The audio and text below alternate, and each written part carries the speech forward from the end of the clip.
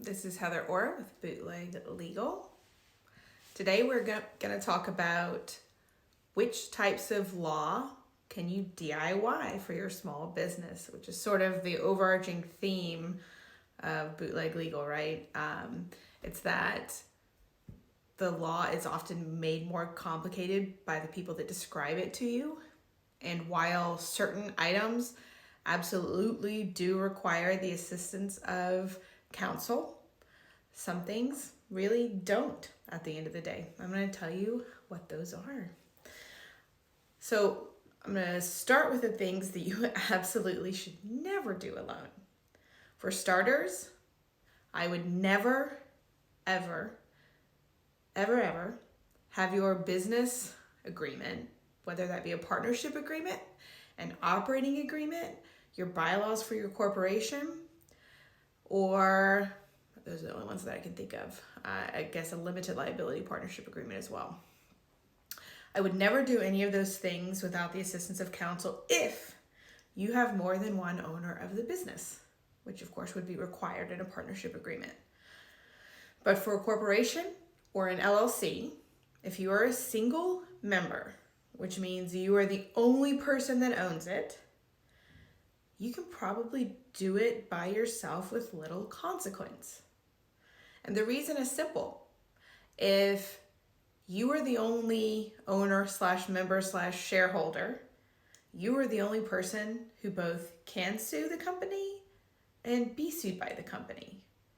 I mean, the company can be sued by third parties for myriad things, but it's not going to be sued in connection with, your rights as an owner of the company. So you're not going to sue yourself. And so there's little risk in doing that yourself.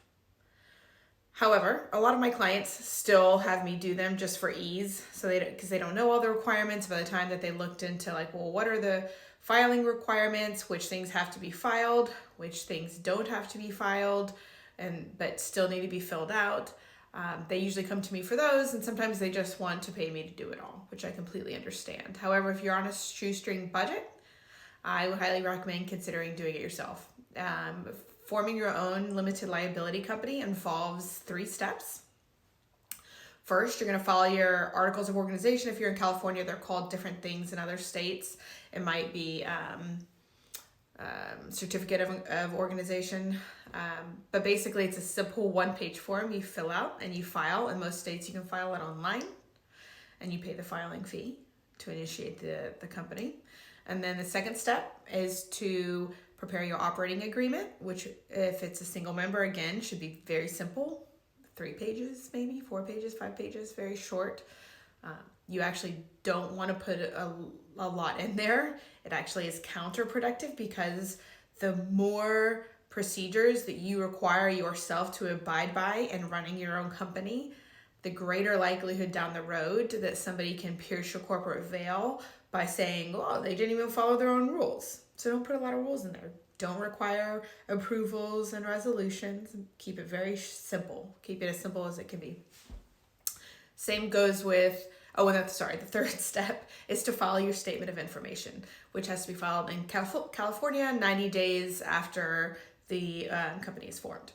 Very easy. Another, short 1-page filing that can also be done online. Okay, with you do never file your operating agreement. You keep that. Just keep it somewhere so that you can say, look, I did it. I'm a real company, as opposed to somebody who's not a real company and is using the company as, they say, like an alter ego, which would later allow someone to pierce the corporate veil. With regard to corporations, if you're the only shareholder, same goes. You can do very simple articles of incorporation or certificate of incorporation if you're in Delaware, and very simple bylaws. You can keep it pretty basic. And then, of course, if you are operating, you can't be a partnership with only one person. That would take 2 people, so you would be a sole proprietor, in which case you don't need to file or do anything. So that's something that can easily be done with minimal legal risk to your business and to yourself. Another item that can be done by yourself, but I think it's right on the fence of You should get legal counsel, or maybe you can wing it. And that is your service agreement. If you're a business for which the services you provide are only a few $100s here or there, and there's not a lot of exposure via the relationship, which basically what I mean by that is you have to calculate not only the money you stand to lose if somebody doesn't pay you, but you also have to calculate the damage that could be done to your business aside from them not paying you. If you're in high risk businesses where you could be liable for injuring somebody via your work, or possibly using somebody else's IP, intellectual property, or if you're in a field where you're building things and there could be latent construction defects, right? Any of these, your exposure is great, even if your compensation is low. And so in those, I would say get an attorney. If you are in a field where your exposure is fairly low and the money that you stand to lose on each deal is fairly low, you might try just searching the web and downloading a contract and seeing if it meets all of your needs.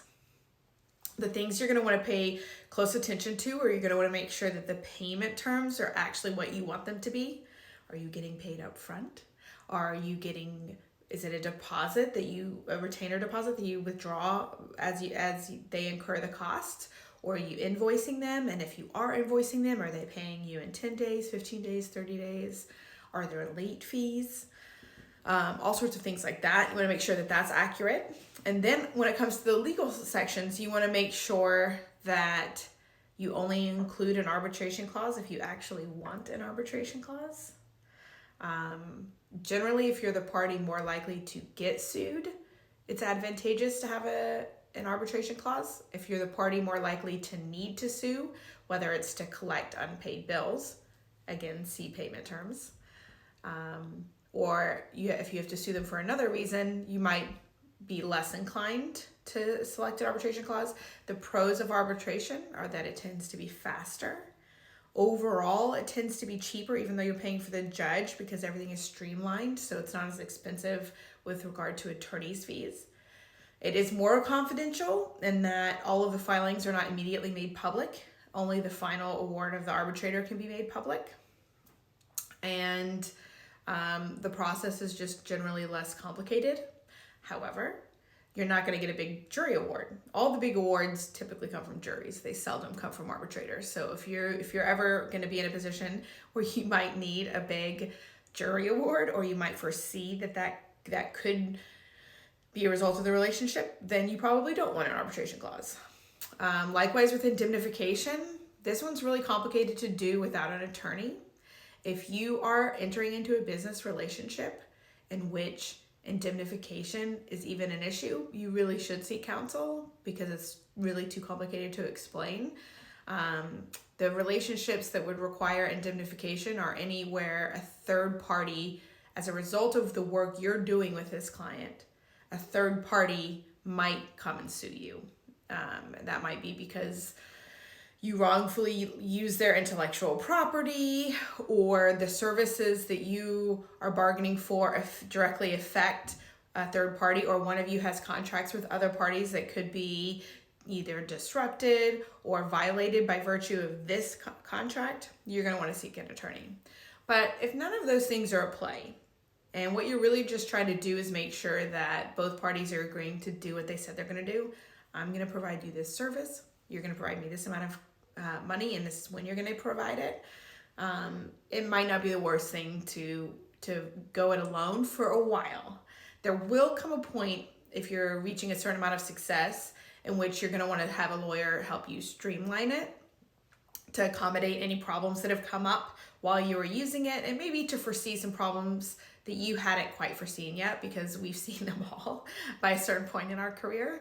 And that's a lot of what we bring to the table when we are looking through your contract and saying, well, maybe it's not been a problem yet, but I can see how it could give rise to something down the road. So, let's think about maybe tweaking it, right?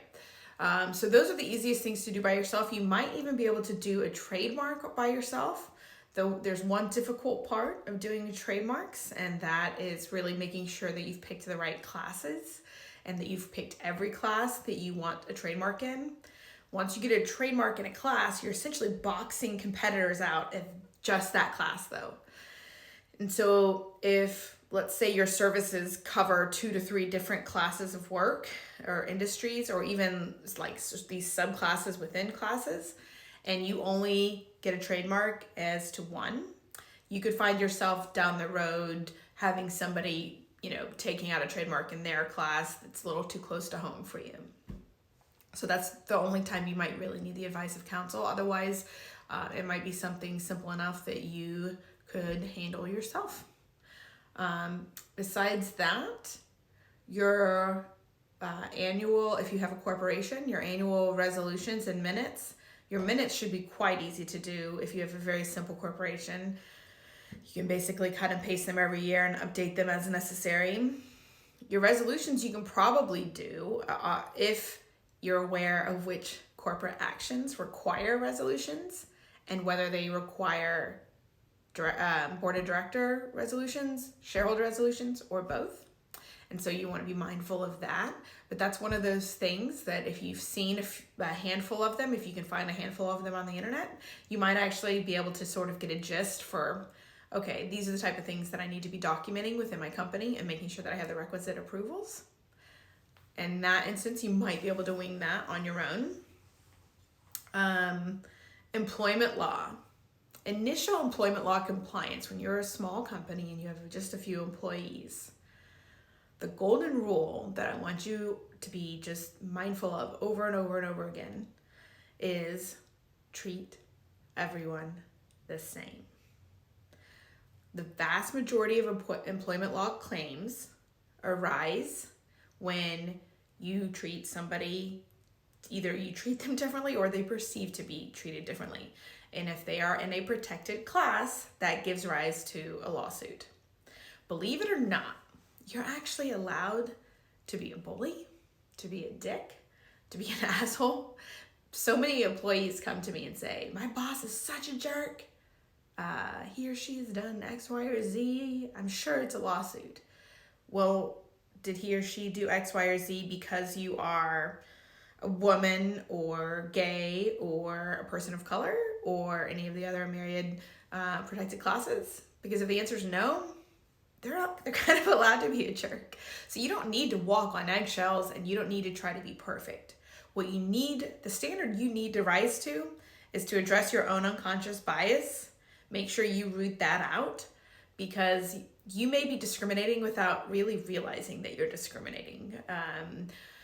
And every one of us has unconscious bias, and it's going to manifest in the workplace eventually if you have it. So look for it, root it out, make sure you're actually treating everyone the same.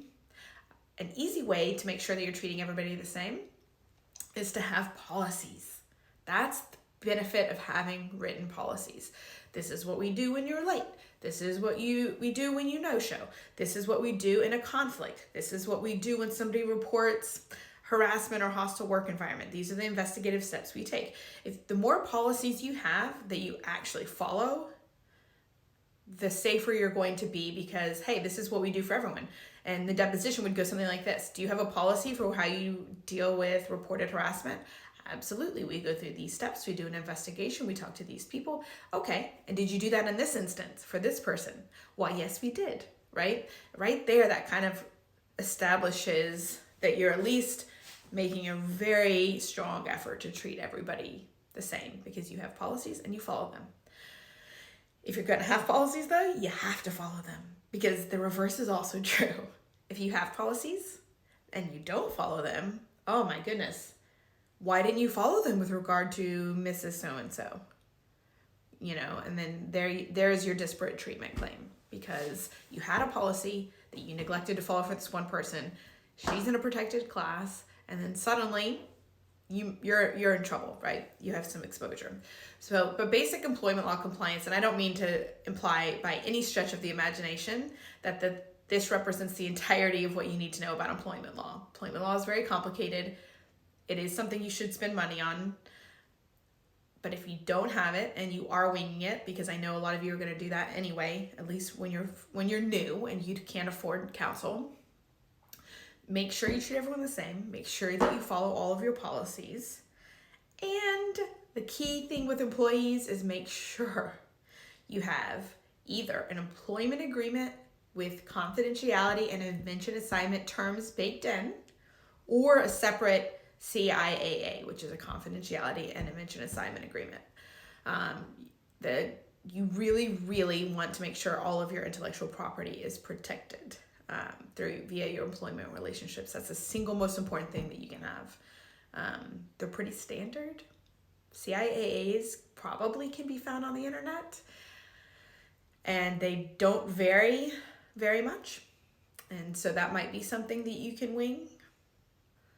And that's about it for legal items that I would recommend you DIY. Once you start getting into more complicated transactions, like acquisitions, if you are buying or selling a business, please, please, please get the advice of counsel. I promise you, the value that they're going to bring if they're a good attorney, the value that they're going to bring to that transaction is going to far exceed the amount of money that you pay them. And they might even negotiate you such a better deal that you actually just save money on the bottom line as well, because that's what we're used to doing. We know what industry standard terms are. We know if the other side has an attorney and they're proposing something to you and it's just patently unfair, we're going to recognize that and we're going to make sure that you get good terms. It's often those underrepresented companies that really get taken, or unrepresented buyers or sellers who really get taken advantage of in transactions like that. So I would strongly advise that you get the help of counsel. I think that's it.